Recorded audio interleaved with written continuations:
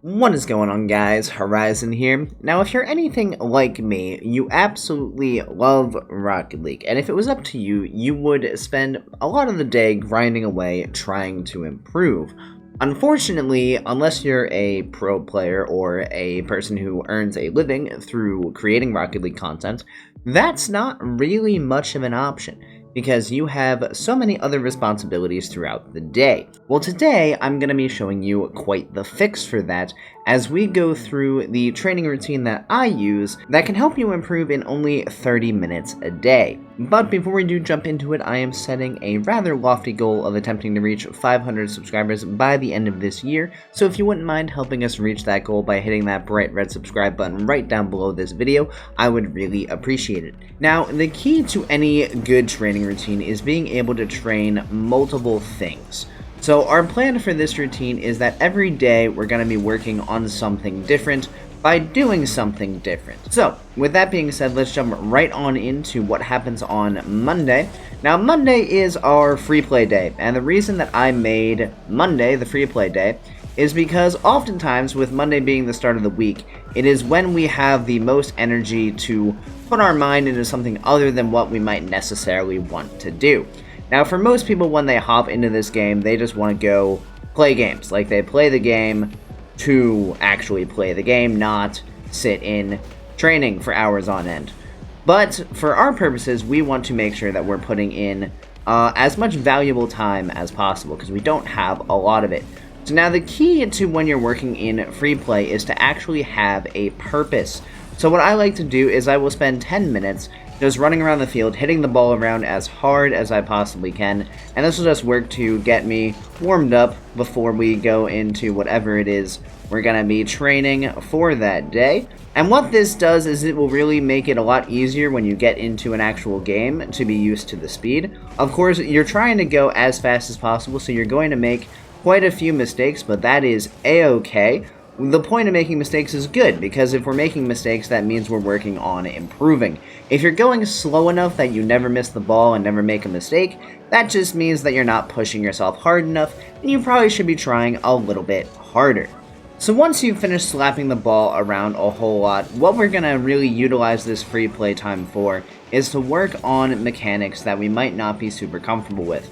Now, I recommend only picking one mechanic every single time you come in here. It doesn't really matter what it is, as long as you're focused on improving that skill and making it as game-like as possible. So obviously, if I wanted to train an air dribble, I wouldn't want to just like pop it up and then go real slow towards the net like this, because that's a really easily defended shot. What I'd like to do is instead make sure that it's as game-like as possible. So we get the ball up the wall, and then we move it quickly towards the net. Even if we're not on target, even if we're just pinching it off the wall, we want to make sure that we're making use of our time. And we want to practice the air dribbles in a whole bunch of different ways, or whatever skill we're doing in a whole bunch of different ways. So we want to start from the ground, we want to start from the wall, we want to start by dribbling on the ground with the ball just on our car, which is actually what I am probably the worst at, as I'm proving right there. So if I were to be hopping into training today to be working in free play, I might want to spend some time going over the ground to air dribble, because as you can see, it's a bit of a weak point for me. So that could be something that I'd choose to work on. Obviously, if you're working on like regular dribbles and flicks, things like that, you want to make sure that you're practicing different flicks. You don't just want to be driving around just doing front flips all day. You want to make sure you're practicing different flicks, practicing getting the ball on top of your car, and then flicking early, just to make sure that in case you get instant challenge when you take control of the ball, you are staying on top of it. And of course, while you're in here, you should feel free to use the controls that are now in the game to help make your training a little bit easier. So for example, if we're working on backboard reads, we might want to bring the ball down and then have it launch up towards the backboard so we can go read it and check to see if we're actually making our reads. Because we don't want to have our touches be the only reads we're checking out, because obviously if we're going up for an air dribble and we're going to double tap it, well, then it's of course a lot easier to read because we're the ones controlling the ball the whole way. Meanwhile, if the ball is just bouncing and flying off the wall like this, it's a lot harder to go get that read. So you can definitely get a lot out of using the controls that are now in free play. to make sure that we are making our time as good as possible. Now, as for Tuesday, this is when we're going to hop into our workshop maps, and this is when I'm going to say I'm sorry for anyone who's not on PC, but you will not, unfortunately, have access to these. So in your case, you're going to repeat what we're going to do on Thursday for this day, and I just missed that horribly. That's great. And you'll see why we're going to be doing what's on Thursday once we get there. But for everyone else, on Tuesday, you're going to hop into some workshop maps. Now, I personally like to do about 10 minutes of 3 different maps. This gives me several different skills that we're working on in a single day and really helps to maximize the time we have training. So, for example, I might spend 10 minutes here on shooting training, then go into 10 minutes on a rings map, and then maybe finish up with 10 minutes on a dribble map, or maybe an air dribble map, whatever I might be feeling that day. Again, it's really important that each week you don't do the exact same thing, so I wouldn't want to do aim training, dribble, air dribble, over and over and over every single week, because that doesn't help to train different things, that just trains the same specific things. So you might get really good at those things, but then you'll have other areas of your game that are pretty weak, so we're going to want to spread out the love as much as possible. And if you're going into these maps and you're not quite so used to the mechanics, then it's important to just take it slow and maneuver your way around, especially in things like rings.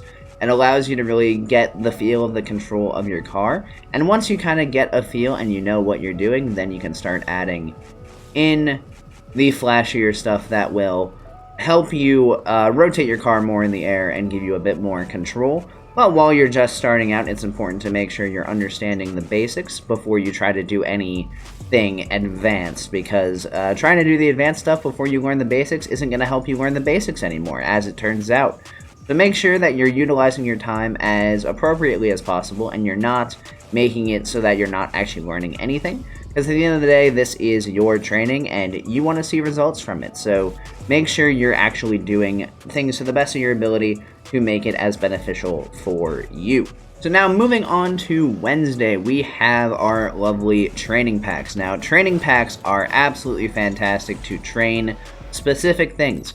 And again, I would say in this case, we should do 10 minutes in 3 different packs just to really vary what kind of training we're getting. And it's important to take these shots as intended. So like, if the ball's in the air and you're supposed to like double tap it, or you're supposed to go up and make a read, it's important for you not to just wait on the ground for it to come down. You don't want to make the shot easier. You also don't want to accept anything that's not really up to par with where it should be. Example, if you're doing a backboard reads pack and you take the shot and the ball bounces on the ground like 2 or 3 times and then bounces into the net, that's not really going to benefit you at all, because if you take that shot in a game, the defense is absolutely just going to take it away before it gets anywhere near the net.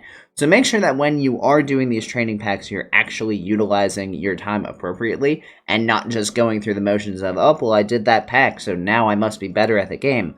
Not correct unless you're doing the pack as it's intended to be done. If you're doing something like a ground shots pack, or a pack where you just have a clear run at the ball to take a shot, also practice putting the ball in different places in the net. You don't just want to shoot the ball on net and be satisfied with wherever it goes. You want to make sure that you're actually consciously choosing where you put the ball and checking to make sure that you're actually putting the ball where you want it to go. Because if you want the ball to go in the top left and you shoot it in the middle of the net, or like mid to the right side, then you didn't really execute to the level that you want to. So make sure that when you're doing these packs, you're executing to the level that you want to execute to, because that is what's going to help make you better, not just going through the motions and scoring the 50 shots in the pack. Really slow, would have gotten saved very easily, but it's in. So as you can see, I sometimes struggle with the speeds of my shots and making them something that would actually be threatening to a defense. So obviously that's something that I can work on. And as you go through, of course, figure out like what's some things that you can do to improve as you go through these packs. Maybe you notice some stuff that's not quite up to par with where you'd like it to be. So just constantly work on trying to get it to where you're happy with it, because that is the important thing, making sure that you're happy with how you're performing. And now we move on to Thursday, which is going to be some 1v1. This is going to be what you're going to spend your time doing when you can't do the custom maps. And the reason being, as I just got faked horribly, reason being is because this is the area where you can really test out how all your mechanics are feeling. This will test your defensive mechanics, it'll test your offensive mechanics, and you really want to make sure that you're not really trying to win the game that hard. Winning the game is great, but it doesn't matter if you're not testing out your mechanics. So you just spent 3 days training a whole bunch of mechanics. You've spent a bunch of time in free play, a bunch of time in custom maps, a bunch of time in training packs, and now is when you really get to see if that's paid off. So you really want to make sure that you're utilizing your time here appropriately. Winning doesn't necessarily matter. You just want to make sure that you're going for things that you might not be comfortable going for in like a 2s game or a 3s game in ranked, and really making sure that you're feeling out how your mechanics feel this week in comparison to last week. But yeah, so just utilize this time, make sure you're going for things, make sure you're trying to feel as comfortable as possible with your mechanics and your reads and things like that, and it'll be pretty good for you going forward. Now, we've just about reached the end of the week. We only have a couple days left to go, and Friday is actually going to be the last day where there's any type of training going on. On Friday, it is going to be one of the most important days going into your upcoming matches. And the reason being is because we are going to spend some time taking a look at our replays. Now, when you're reviewing some of your replays, it is important to really focus on the small mistakes that you're making. You don't just want to look at it and go, oh, yep, I mistouched the ball there, I mistouched the ball there. Mistouches are going to happen an awful lot. It's important to realize when you're slightly out of position, when you can be better positioned for your teammate, and where you can possibly help your team to a greater level. So you're going to spend 30 minutes just analyzing your replays, taking a look, seeing your mistakes, things like that. And make sure, this is something that I don't hear a lot of people talking about, I would recommend actually taking notes in regards to what you see, so that going forward you can look back from week to week and see what you told yourself to work on last week. So you can make sure that you're not making the same mistakes this week, and you can maybe even check it off to see if you've actually cleaned up some of the stuff that you noticed were issues before. So after you get past Friday and you do the replay analysis, the rest of the days of the week, including Friday night, will pretty much be spent playing ranked games and seeing what improvements you've made throughout the week.